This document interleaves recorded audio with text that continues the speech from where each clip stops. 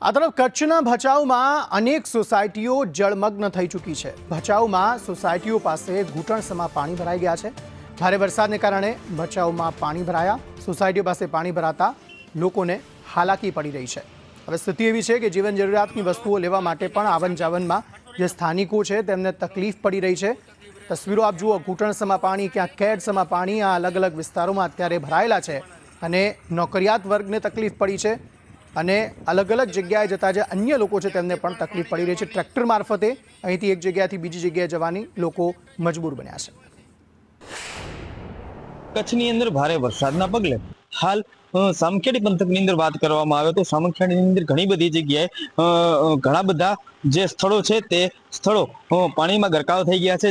તેની જ વાત કરવામાં આવે તો હાઈવે પર જે સામખિયાળી નજીક નેશનલ હાઈવે છે માળિયા તરફ જઈ રહ્યો છે તેમાં પણ પાણી ગરકાવ થઈ ગયા અને અનેક મોટા વાહનો તે હાલ પસાર તો થઈ રહ્યા છે, પરંતુ નાના વાહનો સ્થગિત થાય તે માટેના સ્થાનિક લોકો જાગૃત સોશિયલ મીડિયાના માધ્યમથી કરી રહ્યા છે। બીજી તરફ હાલ જો વાત કરવામાં આવે તો પાછળ દ્રશ્યોમાં જોઈ શકાય છે કે જે નવા કટારિયા તરફ રોડ જઈ રહ્યો છે તે રોડ સંપૂર્ણપણે પાણીમાં ગરકાવ થઈ ગયો છે અને જાણે કેમ નદી તેના પરથી ચાલી રહી હોય તેવા દ્રશ્યો સામે આવી રહ્યા છે। કિશન રાજગોર, સંદેશ ન્યૂઝ, સામખિયાળી, કચ્છ।